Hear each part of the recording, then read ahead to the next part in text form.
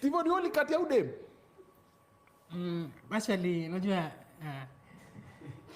sema ni mambo ni Mungu atapata. Wacha kuweka Mungu kwa. Shemeji, Steve alikukatia? Wapi huko?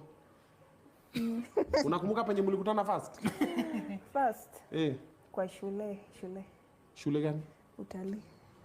Utalii college? Steve alikuwa anasoma utalii? Ni mimi. So mlipatanaje? Steve, what are you doing in utalii?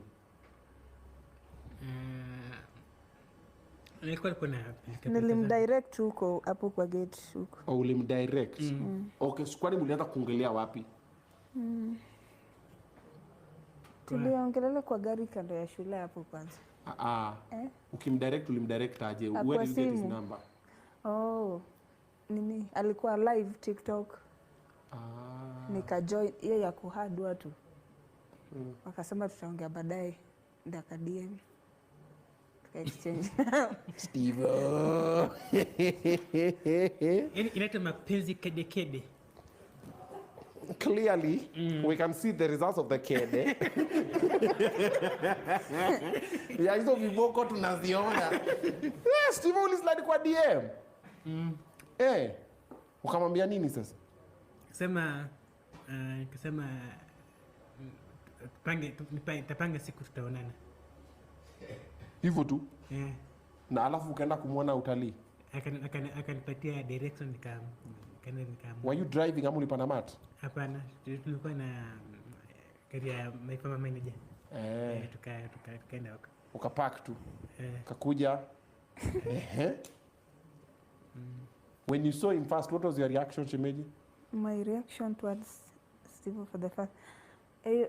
Kwanza alikuwa ananiconfuse juu sauti yao ilikuwa inafanana.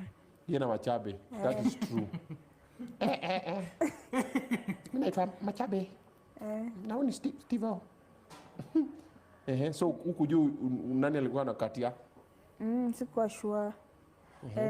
Alafu sasa ukaenda kama umehug Machabe? No. Nilikuwa nimejua Steve personally. After kukutana hapo kando ya shule wakaniambia tukutane wakanipea date nyingine tukutane tena.